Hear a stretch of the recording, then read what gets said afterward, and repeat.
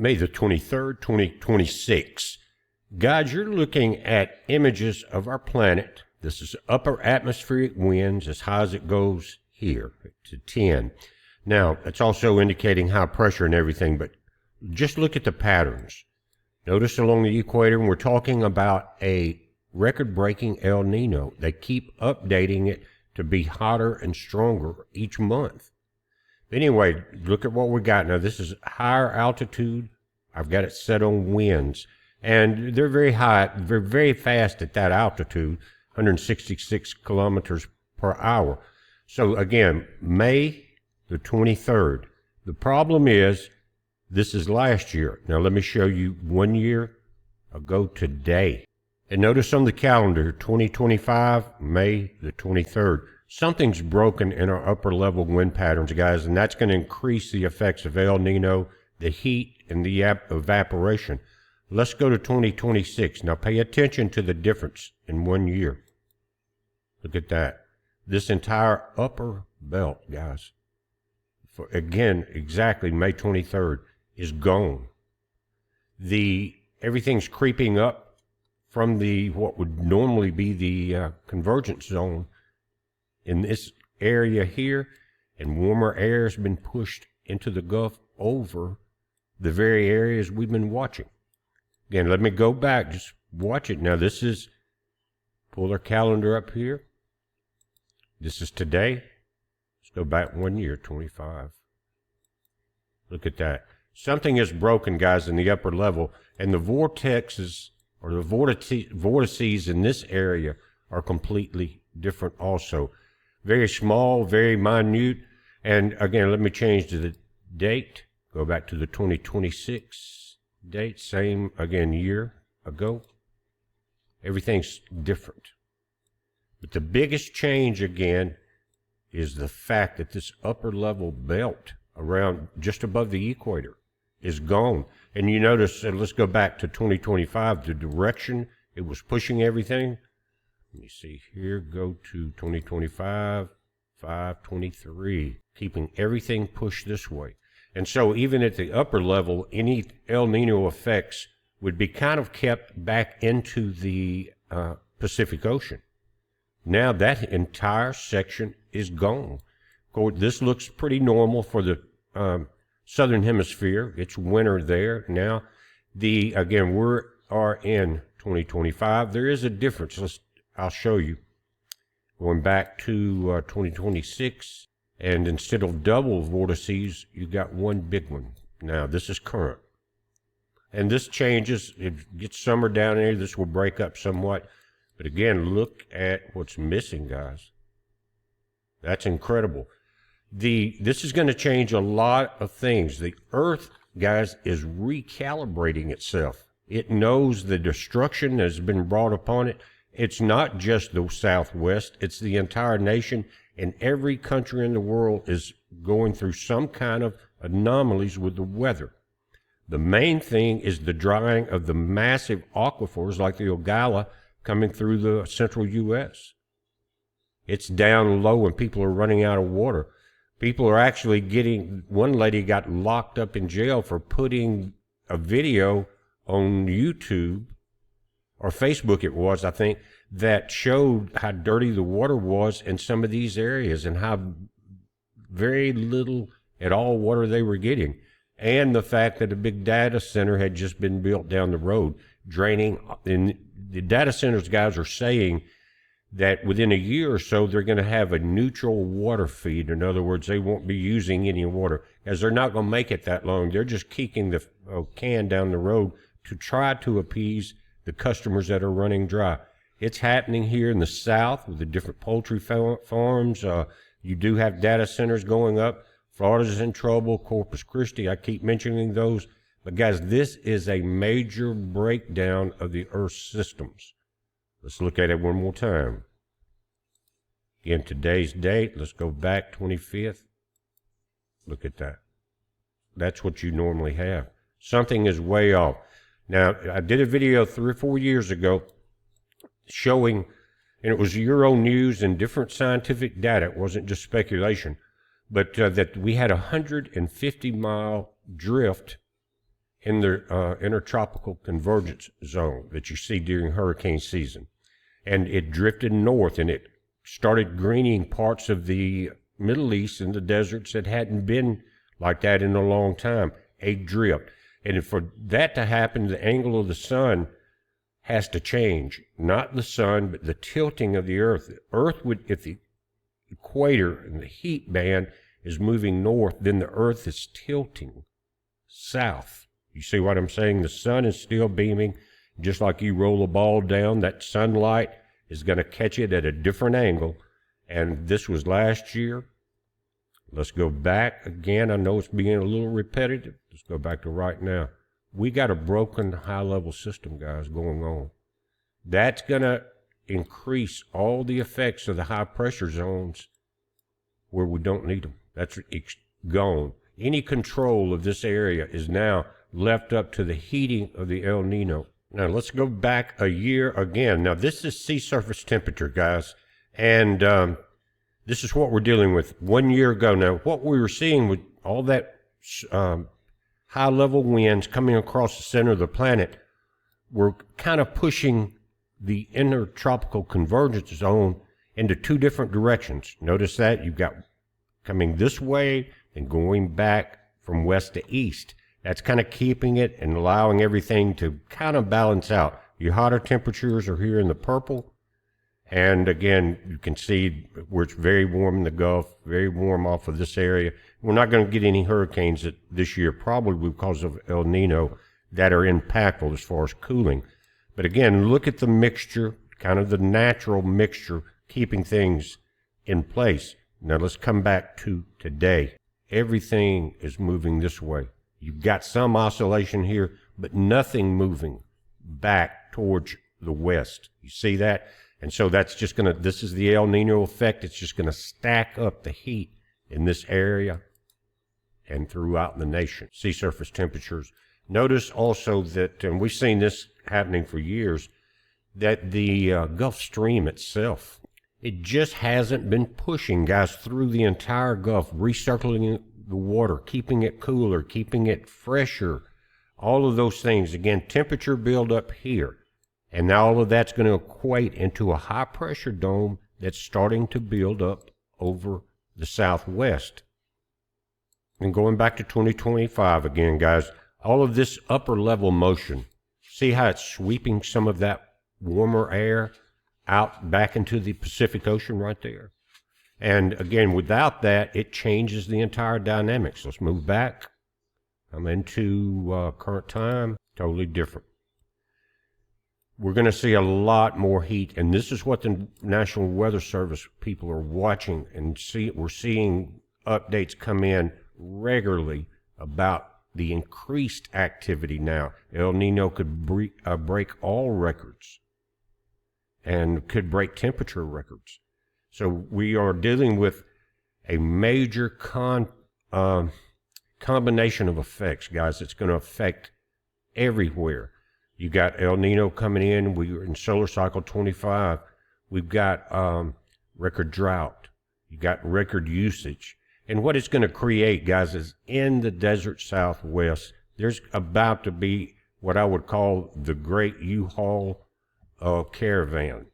Because when we start seeing the elevations drop, like we were watching yesterday at Meade and Powell, and they're still doing it, then we are cutting down a couple weeks to, guys, to the 1050 level, and possibly 75 or so days until the 1035 level at Meade, which shuts everything down. When you don't have water and power, you've got to migrate. Again, you guys were talking about yesterday, you put the information up on the summer or the year without a summer. People starved and they had to move. They had to migrate. Didn't have anything to do with money. It had to do with Mother Nature taking control at that time. And guys, when I put all that data together and introduce it into the new AI, we get information like this. It says the crisis begins 18 miles high in the atmosphere. That's that upper level we were looking at, where the planetary containment system has fractured. The broken polar crown at 10 HPA, that's the high level, Atmospheric models show the stratospheric polar vortex is virtually non-existent. The tight circular winter winds that usually bottle up Arctic could have completely dissipated. And so with the convergence zone moving north, the heat area, as the Earth tilts, then what areas come into the heat zone, into the heat belt? It's Arizona, New Mexico. You see what I mean? And that is in itself is helping to push the El Nino effect further north and make it much warmer than anticipated or has ever been recorded. It could be the #1 heat factor ever recorded. Right now it could be 2. We're just going to have to wait and see how it turns out. It hadn't even really started getting hot yet. Now also, from climate change, it says because the polar containment field has dropped, that's your northern Arctic vortices, the jet stream is looping in giant waves. These waves are pushing warm, humid air masses from the Atlantic and Pacific, directly up into the central Arctic. The warm air erodes the thin, fragile sea ice pack. When the ice melts, it exposes the dark ocean water underneath. Instead of reflecting 80% of the sun's energy back into space, the albedo effect, that open ocean water absorbs 90% of the solar heat, warming the water from below and ensuring the ice cannot easily reform. Think about the impacts that we're talking about and looking at. And what they're saying is the stratospheric heat transfer. It has shattered the vortex earlier this winter, injected immense heat into the upper atmosphere. As the vortex dissipates completely for the summer, that's what I'm saying, there's hardly none there. That residual high-altitude thermal energy filters downward. It warms the lower troposphere directly over the Arctic basin, kicking off the spring melt weeks ahead of schedule. Warms up the entire area. Now, data from NASA and the National Snow and Ice Data Center, called NSIDC, they're confirmed that winter sea ice maxed out at near historic lows. Now, the absence of a strong vortex over the tiny polar spiral is driving a profound physical reaction. That's what we're seeing again, NASA science. Now, again, looking at the pole at the highest altitude we can go at the 10 HPA, guys, and that has to do with pressure too, but the vortex is virtually non-existent. The crown of our planet's atmospheric engine has collapsed for the season, completely uncoupling from the pole. Without the tight spin to regulate global air currents, the jet stream is wandering in a deep, chaotic loop.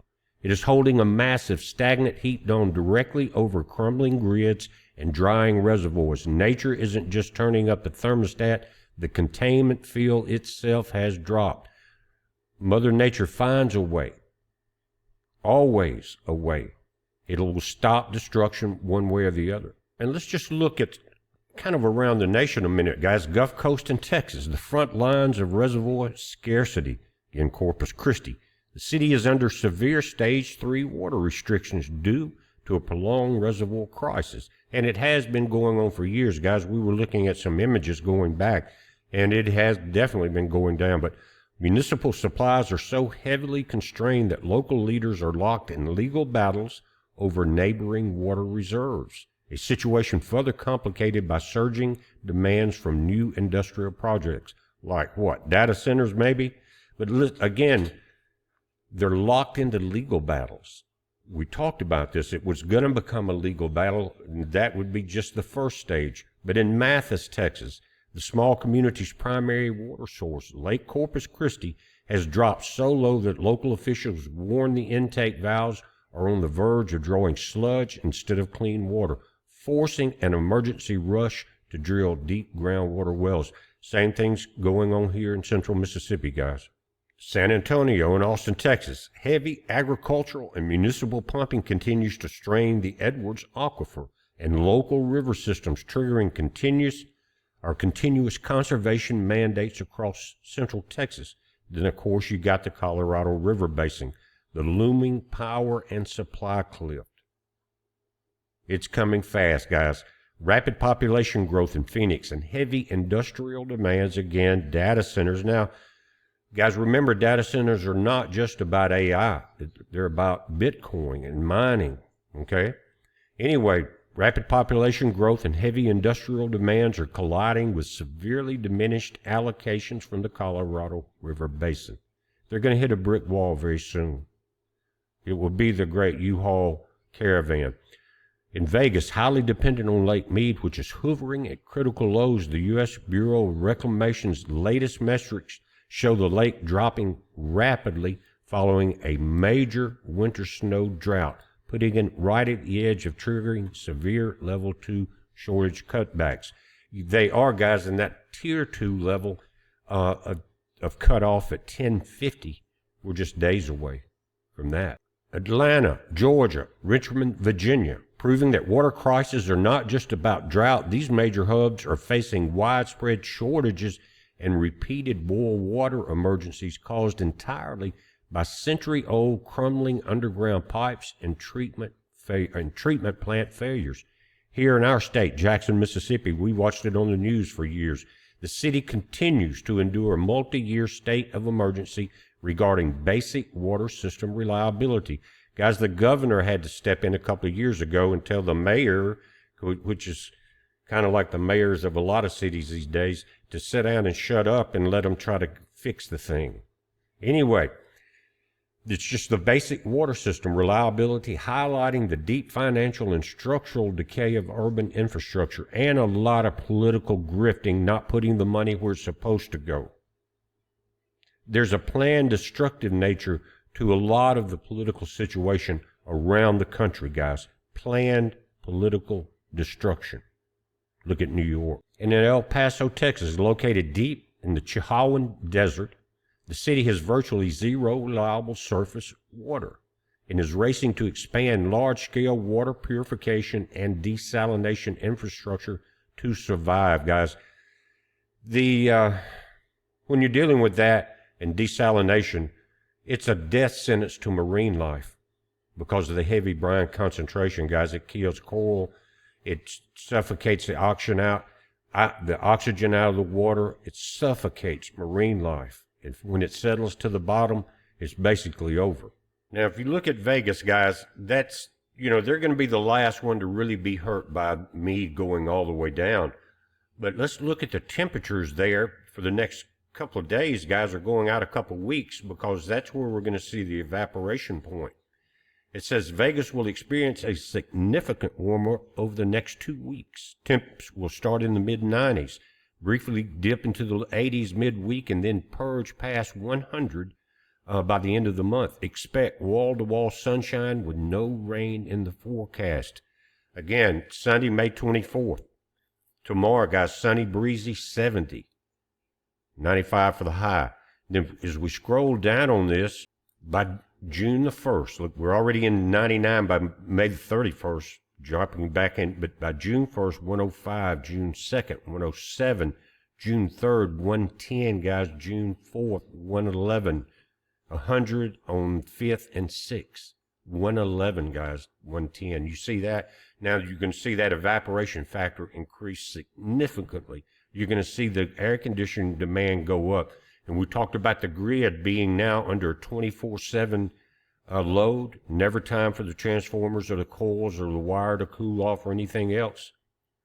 And that demand's going to increase. We are facing, guys, a situation to where everything's going to change this year, from the power to the water to migration. And when you start seeing these data centers, they're going to be the last ones to go off the grid. They've got that built into their water plans and AI and everything else. But guys, when they go down, or start to go down, you're going to see banking problems and other things like that. And the banks are going to have multiple conflicts going on at one time too. And when we say banks, guys, that is how the world operates right now, pretty much. But when you see, again, the problems we saw with Chase, they're trying to control the agentic AI, right? Very costly. Now, if you have a problem with water, say in the new subdivisions in Arizona, wherever, and they run out of water, then the property values drop to nothing. Unless you're a big data center or something like that, if there's some kind of water. But anyway, so the people are going to walk away from the loans at the banks. They can't. They have no choice. And nobody's going to buy a house that you can't flush the commode in, drink water out of, That's not going to happen. So the bank's already under pressure from them trying to replace the tax slaves, I call us, with AI has backfired on them, and they're creating these agentic loops that are draining the ledgers. And then you have everyone walk away from the home loans. At the same time, they're walking away from the new trucks and car deals because they can't afford them, and the new equipment is crap, won't last. The motors are crap. They're using too much plastic. You're not even supposed to work on them. And you've got people that are quitting their jobs because of the quality. They don't want to work on them anymore. But guys, so we're looking at a financial situation coming. We're looking at the power grid being in a problem in the water situation, which is unsustainable. The entire planet is headed in that direction. The people that survive are going to be the ones I've talked about before that have like a Vera mindset, preparing, storing water, food. And what happens when you do that, guys, and no one else is preparing? You better have some backup, right? Because when you get hungry, people do strange things. And we've talked about over the years that if you're one gas tank away from a big city, you are in danger. Because if they can fill up one time in a city and drive an hour to a small place, rob and pillage or whatever, they got enough gas to get back, they're okay, they think. But that's what's going to happen, because people are not going to just lay down and starve to death. And so there's other preps that many of you have been doing for a long time also, besides food and water. And all of those, more than likely, listen to me, will come into play. And you're going to start seeing the tribulation of man play out before your very eyes. We are there.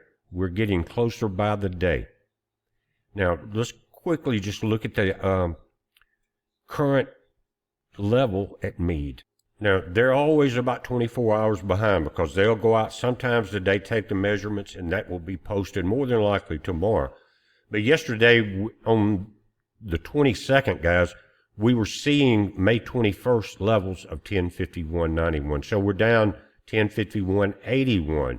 And you're still at that level of percentage of drop. The average is still 0.2 for the 14 days, even though yesterday we saw a 0.17 drop, and then the day before, 2 days ago, a 0.17 drop. Yesterday, just a 0.1. But then you look at the inflows, and you'll see why, because it increased. Remember, we were 77.55 on the cubic square foot. You see that? Cubic feet per second, and now it's 81.83. That's going to slow that down, just like we saw, right? Outflow was cut down from 1220 to 1160. Again, keeping this number up, both of these numbers. So it's important. Again, we have Lake Meade is down 2.66 feet in the last 2 weeks. So in 2 weeks, if it continues that, again, V bottom, guys, we are way past 1050 and on our way to 1035. I'm not going to make this one any much longer, guys. I wanted to point out the fact that the upper atmosphere is completely changed on our planet. And we're rushing into record heat, record drought. Mother Nature is not happy. Our Father does not like what he sees man doing to this jewel of the universe called planet Earth, where he decided to create us and the creatures way before he created us. And I wonder if he thinks, man, I made a mistake. Look at the flood, other situations like that, guys. He's like, man, if I'd have just left the animals, we'd be fine. You know what I mean, guys. The oceans would be good shape, the whales would be happy, the birds would be happy, and they wouldn't be using fallen angel tech to destroy the planet. But again, tribulation of man by man. We're watching it, guys. Thank you for stopping by. May our Father bless every one of you. Keep your eyes open. I definitely am, and the reports may be coming in maybe twice a day on some of this information. They may not be as long because information changes from the morning to the afternoon, but they will be important. It's a heads up, guys. Again, be safe.